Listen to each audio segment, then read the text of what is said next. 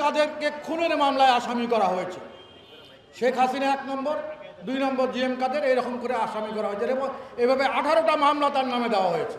GM কাদের খুন করতে গিয়েছে, এই মিথ্যা মামলা করে মামলা বাণিজ্য করছেন। এর নাম রাখবেন, ওর নাম কেটে দেবেন, 5 লক্ষ টাকা দেন, 10 লক্ষ টাকা দেন, 50 লক্ষ টাকা দেন, এইভাবে তদবির করে সারা বাংলাদেশের প্রায় কোটিখানেক লোকের বিরুদ্ধে মামলা হয়েছে। এই মামলা পুলিশ তদন্ত করবে কিভাবে, এরা চার্জশিট দিবে কিভাবে, বিচার হবে কিভাবে? এই মিথ্যা মামলা করে দেশে একটা অস্থিতিশীল পরিস্থিতি সৃষ্টি হয়েছে। আজকে আমরা বৈষম্যের বিরুদ্ধে আন্দোলন করেছি।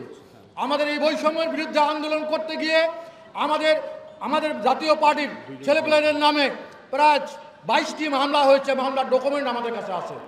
আমাদের 4 জন ছেলে জাতীয় পার্টির এখানে জেলে থাকলো, 2 জন লোক মারা গেল। তারপরেও আমরা এই আন্দোলনের সহযোগিতা করেও এখন ফ্যাসিস্টের দোষর হিসাবে আখ্যায়িত করছেন। আপনাদের সেই দুঃস্বপ্নই থেকে যাবে, কোনোদিন বাস্তবায়ন হবে না। আরেকটা কথা বলতে চাই যে আজকে আমরা মনে হচ্ছে যে আইএমএ জাহিলিয়াতের যুগে আছি। মানুষ খুন হচ্ছে, মানুষকে দিনের বেলা কোপায় মারা হচ্ছে, রাত্রের বেলা গাড়িতে লাশ পাওয়া যাচ্ছে, দিনের বেলায় এখানেই দলিত সম্প্রদায়ের 2 জন ব্যক্তিকে লাঠি দিয়ে পিটিয়ে মেরে ফেলা হলো। এই ধরনের ঘটনা ঘটছে। বুড়িরহাটে একটা ছেলেকে 12 বছর বয়স তাকে জবাই করে মারা হলো। এই যে আমাদের বর্তমান যে আইন শৃঙ্খলার পরিস্থিতি অবনতি, এই অবনতি যদি থাকে যে এই আইন শৃঙ্খলা পরিস্থিতি দিয়ে কিভাবে একটা সুস্থ নির্বাচন করা সম্ভব আমার মাথায় আসে না। আমি সেজন্য বলতে চাই যে এই আইন শৃঙ্খলা পরিস্থিতির উন্নতি এবং পুলিশকে অ্যাক্টিভ ভূমিকা রেখে তার সঙ্গে সেনাবাহিনী দিয়ে যদি কয়েক দফায় এই জাতীয় নির্বাচন করা হয় তাহলে হয়তোবা সম্ভব হবে, তাছাড়া হবে না। এর মধ্যে ষড়যন্ত্র করা হচ্ছে যে আওয়ামী লীগকে যেভাবে বাতিল করা হয়েছে, জাতীয় পার্টির একটা দালাল চক্র যে রুহুল আমিন হাওলাদার শেখ হাসিনার ছবি নিয়ে পোস্টার ছাপিয়ে নির্বাচন করেছে, গত 24-এর নির্বাচন।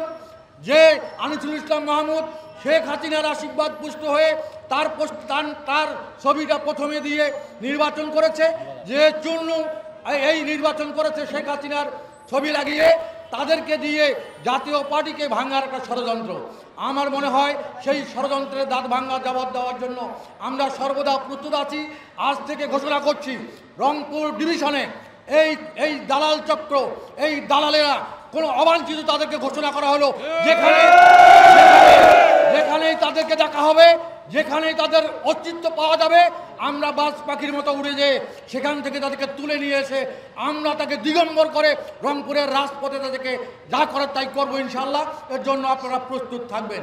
3 নম্বর কথা হলো যে আইন শৃঙ্খলা পরিস্থিতি যেভাবে আমি বললাম, এইভাবে আইন শৃঙ্খলা পরিস্থিতি থাকলে দেশের মানুষ, আমি আজকে এখানে যদি বাড়িতে যাই, রাস্তায় যদি একজন কোপায় মারি ফেলে, বিচার হবে না, কোনো বিচার আপনারা পাবেন না। ইতিমধ্যে চর দখলের মতো বাংলাদেশ দখল হয়ে যাচ্ছে। আপনারা দেখছেন ভোলাগঞ্জ, সিলেটের একটা পর্যটন কেন্দ্র, সেখান থেকে রাতারাতি হাজার হাজার ট্রাক দিয়ে পাথর উত্তোলন করে নিয়ে যাচ্ছে, কোনো বিচার নাই। আমি মনে করি এই যে রেজওয়ানা নামে একজন পরিবেশ উপদেষ্টা আছে, এর তো 1 সেকেন্ড থাকা দরকার নেই, একে এখনই পদত্যাগ করা উচিত। এই ধরনের অথর্ব, এই ধরনের অযোগ্য কিছু উপদেষ্টা আজকে এই দেশটাকে একটা ধ্বংসের দ্বার প্রান্তে নিয়ে যাচ্ছে। কালকে একটা স্টেটমেন্ট দেখলাম নাসির উদ্দিন পাটোয়ারি সাহেব, আপনি বললেন যে এদিকে প্রধান উপদেষ্টা বলল যে ফেব্রুয়ারির প্রথমেই নির্বাচন হবে, তাই যে মালয়েশিয়া সফরে গিয়েছে সেখানেও উনি এই পুনর্ব্যক্ত করেছেন। অথচ নাসির উদ্দিন পাটোয়ারি গতকালকে বলছেন এই বাংলাদেশে ফেব্রুয়ারিতে কোনো নির্বাচন হবে না। তাহলে কারা, তাদের কত শক্তি, তারা সরকারকে টান দিতে পারে এইরকম তারা চিন্তা করছে। এইভাবে যদি চলতে থাকে, জামাতে ইসলাম বলছে পিআর পদ্ধতি ছাড়া নির্বাচন হবে না।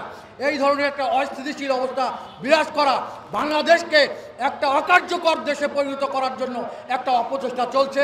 আমরা চাই এই বাংলাদেশ আপনার 30 লক্ষ মানুষের রক্তের বিনিময়ে অর্জিত এই দেশ, 2 লক্ষ মা বোনের সংগ্রামহানির বিনিময়ে এই দেশ, এই লাল সবুজের পতাকা, এই লাল সবুজের পতাকাকে কতগুলো শকুন যদি নষ্ট করতে চায় আমরা সেটা করতে দেব না। নিজের বুকের রক্তের তাজা রক্ত ঢেলে দিয়ে এই ধরনের ষড়যন্ত্র আমরা রুখে দেবো ইনশাআল্লাহ। জাতীয় পার্টির নেতাকর্মীদেরকে সবসময় সজাগ থাকার জন্য আমি অনুরোধ যাচ্ছি। নাই জাতীয় পার্টির রাজনীতি কোনো সন্ত্রাসের ইতিহাস নাই। জাতীয় পার্টির রাজনীতি গণমানুষের জন্য রাজনীতি। আমরা কোনো সহিংসতা চাই না, কিন্তু কেউ যদি সহিংসতা করতে চায় তাকে আমরা আবার ছাড়ি না। আমরা তার তাৎক্ষণিক জবাব দেওয়ার জন্য জাতীয় পার্টির প্রস্তুত আছে। আমি এখানে প্রশাসনের অনেকেই আমার বক্তব্য শুনছেন, আপনারা শুনে নেবেন। আপনাদের উত্তরসূরিদের কাছে আমাদের রংপুরের জাতীয় পার্টির ইতিহাস জানবেন। জাতীয় পার্টি শান্তিপূর্ণ রাজনৈতিক দল। জাতীয় পার্টি সহিংসতায় বিশ্বাস করে না।